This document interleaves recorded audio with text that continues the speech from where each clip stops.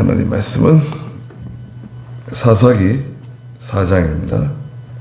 사사기서 4장 1절 말씀부터 말씀하도록 하겠습니다.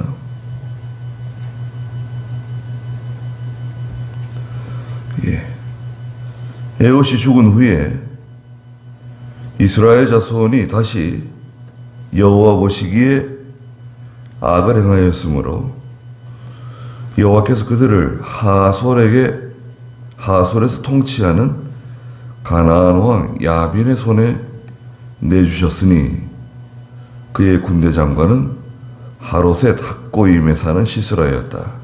야빈이 철병거 900대를 가지고 20년 동안 이스라엘 자손을 심하게 학대하였으므로 이스라엘 자손이 여호와께 부르짖었다. 그때 라피도스의 아내인 여선지자 드보라가 사사로 이스라엘을 다스렸는데 드보라가 에브라임 산지 라마와 베델 사이 드보라의 종려나무 아래 앉아 있었고 이스라엘 자손이 그 여자에게 올라와 재판을 받았다. 그랬습니다.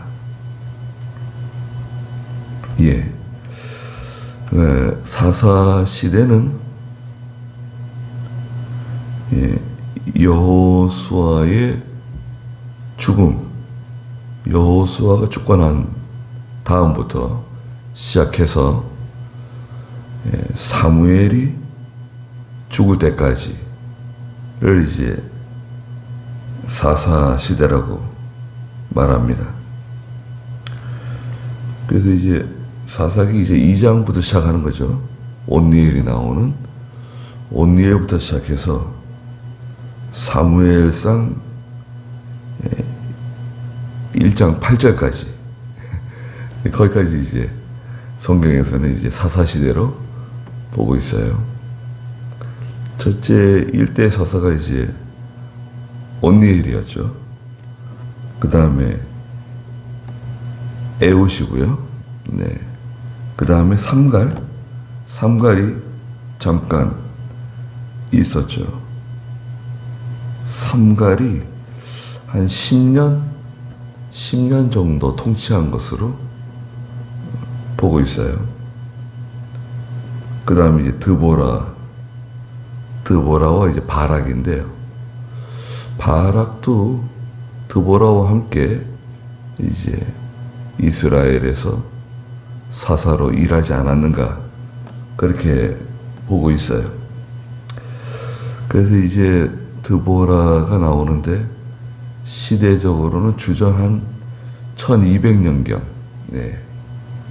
주전 1200년경이니까 지금으로부터는 한 3200년 전이네요. 여기 이제 4장 1절에 보니까 에웃이 죽고 사사 에웃이 잘 다스렸는데요. 에웃이 80년 동안 다스렸어요. 80년 동안 편안했다 그랬잖아요. 3장 30절에 80년 동안 평안하니까 참 얼마나 좋습니까? 좋은 지도자가 또 선한 지도자가 다스리는 동안에는 편안한 거죠. 그런데 이제 편안한 가운데 종교가 타락해요. 특히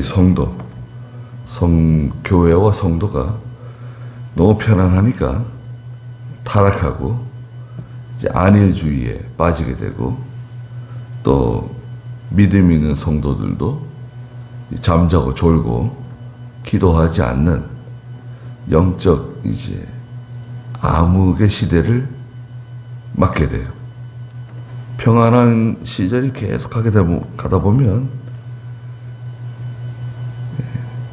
이제 어려운 일을 만나게 됩니다. 1절에 보니까 이스라엘 자손이 다시 여호와 보시기에 악을 행하였다. 네. 이제 안일주의에 빠지게 되면 이제 우상 숭배하고 또 세상으로 다 기울어지고 이제 그런 죄 가운데 빠지게 됩니다. 이걸 우리가 경계하는 거예요. 항상 경계하고 교회와 성도가 이 세상의 물질을 죄로 여기는 게 아니에요. 물질은 죄가 아니에요. 돈이 죄가 아닙니다. 뭐 아파트가 죄고 차가 죄고 그렇지 않죠. 그게 아니라 그 물질을 어떻게 사용하느냐, 또 그 물질을 대하는 태도, 물질을 대하는 태도가 중요한 거죠. 그 시대의 교회와 성도들이 세상과 물질에 대한 바른 태도가 중요한데, 그 다 이제 속화되니까요. 속화되다 보니까 죄를 짓게 되고, 또 영적으로는 우상숭배, 실제로 또 우상숭배하기도 하고.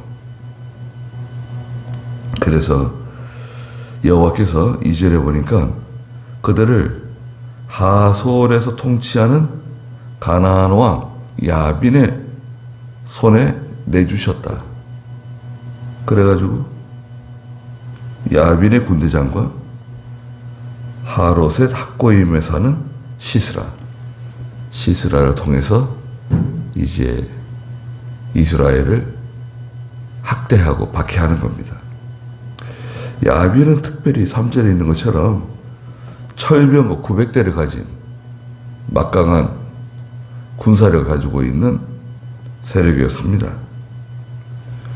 철병거 900대, 지금으로 말하면 탱크입니다. 와, 그 시대에 철병거 900대를 가지고 있었다. 그 야빈이 군사력을 상당히 그냥 거기에 많은 비용을 들여서 군사력을 강하게 만든 거죠. 통치력이 있는 사람이에요. 야빈은 가나안 사람, 가나안 족속의 사람이었고, 지도자였고, 또 막강한 세력을 가지고 있는 사람이었습니다. 군대장관 시스라를 통해서 이스라엘 자손을 3절 중간에 보니까 심하게 학대하였으므로 이스라엘 자손이 여호와께 부르짖었다 그랬습니다. 하나님 백성은 어느 시대나 그 고난을 당하게 되면, 환난을 당하면 기도하게 돼 있어요. 네. 편안할 때는 물론 기도하지만 그렇게 간절하지 않잖아요. 간절함이 없어요. 편안하고 안전하고 고요하고 모든 일이 이렇게 술술 잘 풀려나가고, 그럴 때는 하나님께 매달리는 게 약해요. 그러나 고난이 오면 성도들은 기도하게 되어 있습니다. 고난 와보세요. 당장 기도하지 않을 수 없고 하나님께 엎드리지 않을 수 없습니다. 그건 자동이에요. 네. 네. 그래서 우리 교단도 지금 고난을 통과하고 있잖아요. 영적으로는 큰 유익입니다. 제가 봤을 때는. 많이 힘들고 어렵지만 영적으로는 많은 유익이 있다. 그래서 이제 다 회개하고 또 하나님께서 회복시켜 주시면 그 다음에 또 이제 그걸 보배롭게 여기고 잘 간직하고 나가야 되겠죠. 그래서 고난 당하기 전에는 내가 그릇 행하였지만 이제는 내가 주의 말씀을 지킵니다. 시편 119편에도 시편 기자가 말한 것처럼 고난 당하기 전에는 그것이 귀한 줄 모르고 나갔는데 고난 당하면 회개하게 되고 하나님께 바로 서게 됩니다. 그게 하나님 부르시셨더니 하나님께서 4절에 그때 라피돗의 아내인 여선지자 드보라가 사사로 이스라엘을 다스리고 있었다 그랬습니다.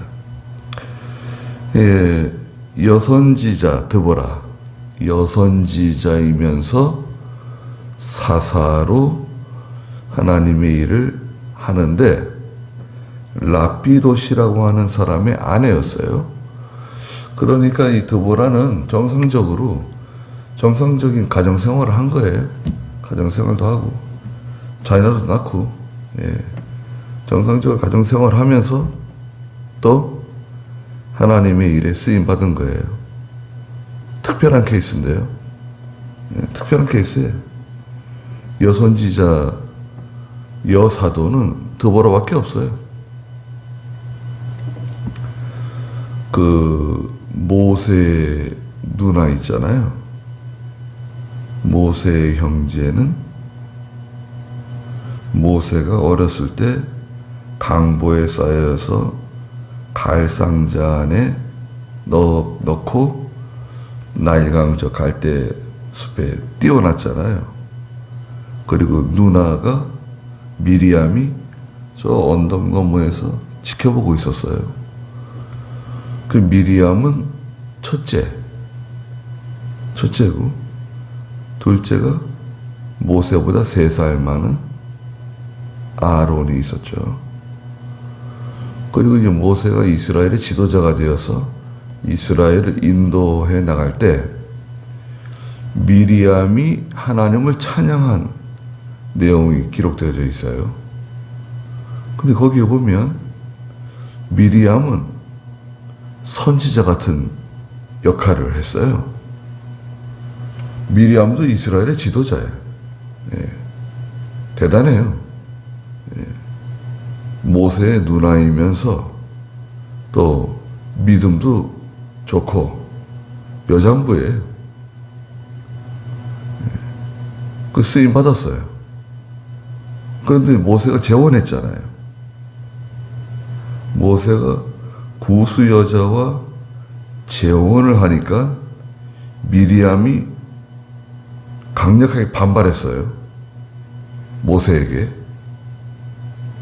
그러니까 하나님께서 그렇게 쓰임받는 미리암이라도 문둥병 걸리게 만드셨죠. 그래서 신약시대는 교회에서 이 여자 성도가 장년들을 인도하거나 가르치는 것을 금지해요. 디모데전서 2장 11절부터 나온 것처럼 금지하고 또 그 대신 여전도 부인이라든지 또 집사나 권찰, 교사로 일할 수 있도록 허용하고 있습니다. 그래서 여자 목사를 공식적으로, 여자 장로를 공식적으로 하는 것은 성경 위반이에요. 맞지 않아요. 공식적으로 하면 안 돼요. 5절에 드보라가 에브라임 산지 라마와 베델 사이 드보라의 종려나무 아래 앉아 있었고 이스라엘 자손이 그 여자에게 올라와 재판을 받았다. 드보라가 사사가 되어서, 사사는 재판관 이런 뜻을 가지고 있다고 그랬죠. 재판, 이스라엘의 여러 가지 복잡한 일들을 재판하는 일을 했다. 드보라의 종려나무라고 하는 별명이 붙은 그 종려나무, 그 종려나무 아래서 드보라가 늘 기도 많이 한 것 같아요. 드보라가 항상 가는 그 장소, 그 종려나무 아래. 드보라의 종려나무다. 5절에, 6절에 드보라가 납달리 게데스에 사람을 보내요.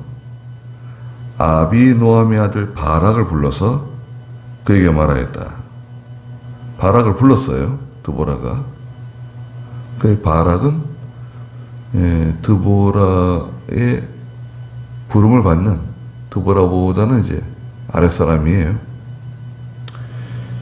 여호와 이스라엘의 하나님께서 명령하지 않으셨느냐? 하나님 명령하셨다는 거예요.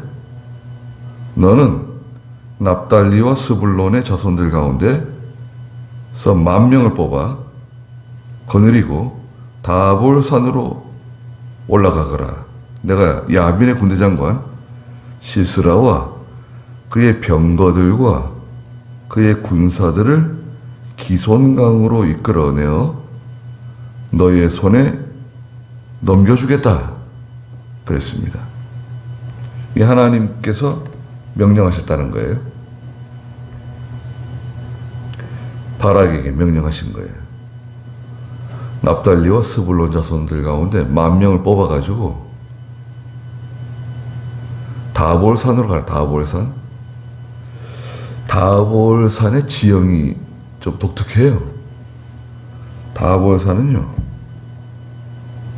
그 원추 모양이에요. 원추. 그 산이 둥그렇게 생겨가지고 이게 완만하게 올라가면서 위에는 또 평지예요. 고원이에요. 위에는 고원지대고 이렇게 원추 모양으로 올라가는 둥그스름하게 넓은 그런 산이에요. 다볼 지형이.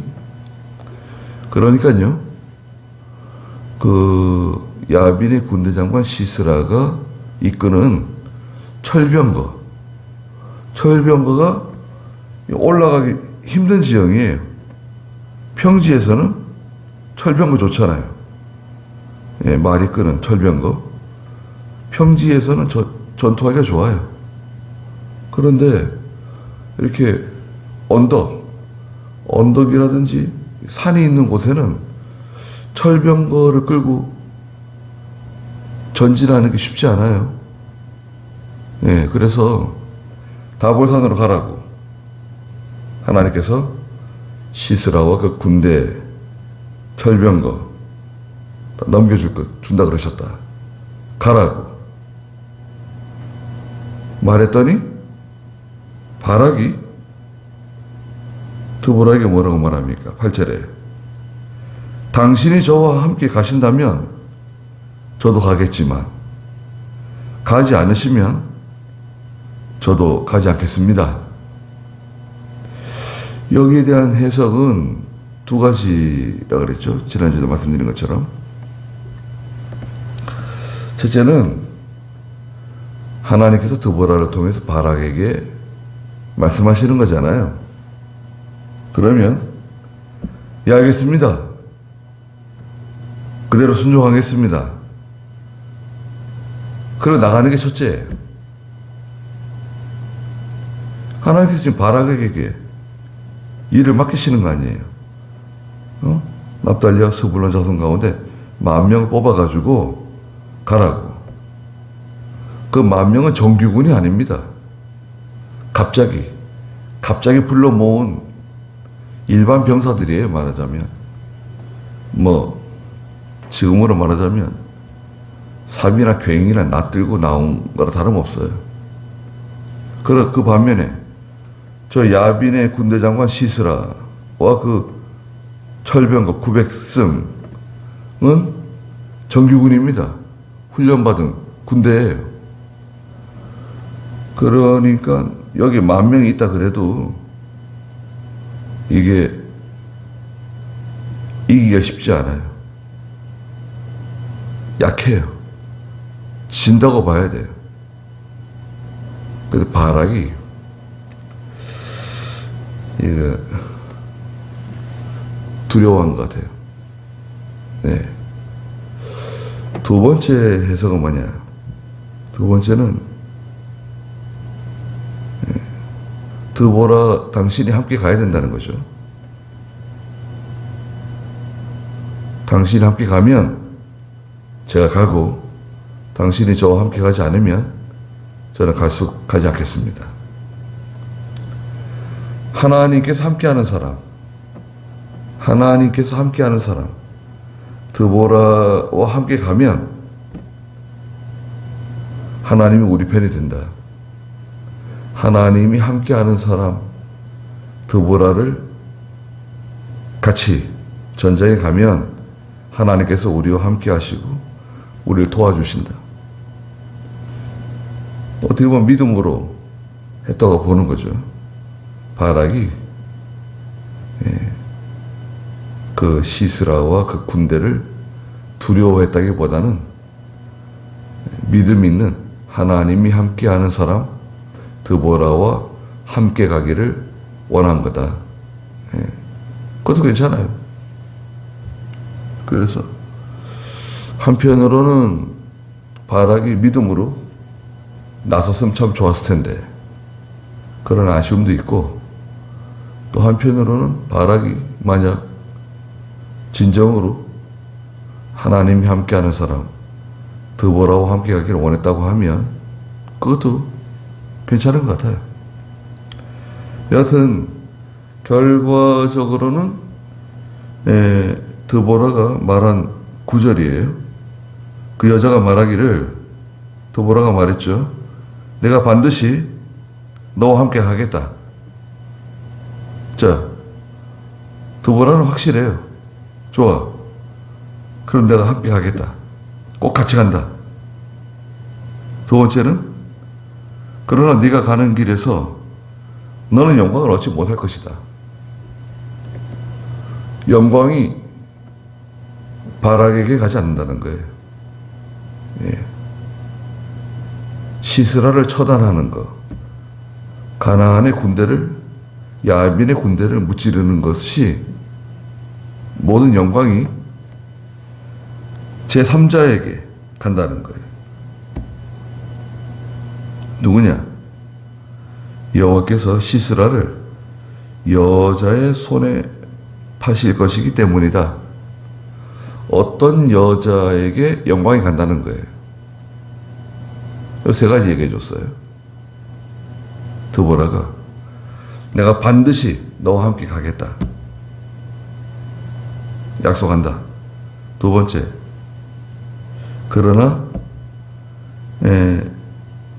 영광이 바락 너에게는 가지 않는다. 누구한테 가느냐? 어떤 여자에게 그 영광이 갈 것이다. 그 여자에게 영광을 빼앗긴다는 거죠. 바락이 그 영광을 얻게 돼 있었는데, 바락이 영광을 얻는 건데 그 영광이 어떤 여자에게로 간다. 드보라 자기가 영광을 얻는 게 아니고 뒤에 이제 나오는 헤벨이라고 하는 여인이 나오죠. 그래서 10절에 바락이 스불론과 납달리를 게데스로 불러 모으니 10,000명의 사람이 그를 따라 올라갔고 드보라도 그와 함께 올라갔다. 네. 그 첫째는 이제 성도가 고요하고 안전하고 편안할 때, 이때가 사실은 아주 위험한 때죠. 아주 위험한 때예요. 뭐 고난이 있고 핍박이 있고 환란이 있고 뭐 종교 박해 있고, 이때는 사실은 위험한 때가 아니에요. 네. 그 사고도요, 산에 올라갈 때는 사고가 많이 안 나요. 그 정상에 올라갔다가 내려갈 때 산에서 일어나는 사고의 70% 이상은 하산할 때 이제 일어나죠. 또 높은 사다리 있잖아요. 높은 사다리 뭐 밧줄에 매달려가지고 막 일하는, 작업하는 그런 데서 사고가 잘 안 나요. 그럼 어디서 사고가 나느냐? 높이가 150에서 180, 높이가 150에서 180 높이에서 대부분 사고가 나는 거예요. 저 높은 사다리 올라가고 막 밧줄에 매달려서 작업하고 이런 데서는 사고가 잘 안 나고, 거의 대부분 추락 사고는 높이가 150에서 180 이런 데서 사고가 난다는 거예요. 가정에서도 의자에 올라가가지고 뭐 하는 거 있잖아요. 의자는 앉는 용도지 올라가는 용도가 아니잖아요. 예. 그래서 의자에서 사고 상당히 많이 나고, 그거 너무 좋다고 생각해 보세요. 의자에 올라가서 뭐 작업하다가 의자가 부서져가지고 떨어졌다. 그럼 이제 많이 다치는 거예요. 부러지기도 하고. 예. 그리고 편안하고 안전하고 고요할 때 성도와 교회는 위기를 맞는다. 그때가 위험한 때예요. 오히려 이제 항상 긴장하고 시험이 많고 고난이 많을 때는 사실은 영적으로는 좋은 때예요. 기도 많이 하게 되고 하나님 의지하게 되고, 예, 그런 때입니다. 그래서 이제 우리 아이들에게도 물론 편안하고 고요할 때 좋지만, 그럴 때일수록 더 믿음으로 살고 하나님 의지해야 된다. 그래야 장차 오는 환난도 잘 통과할 수 있다. 이걸 우리가 잘 가르쳐 줘야 됩니다. 거기까지 하죠. 기도하겠습니다.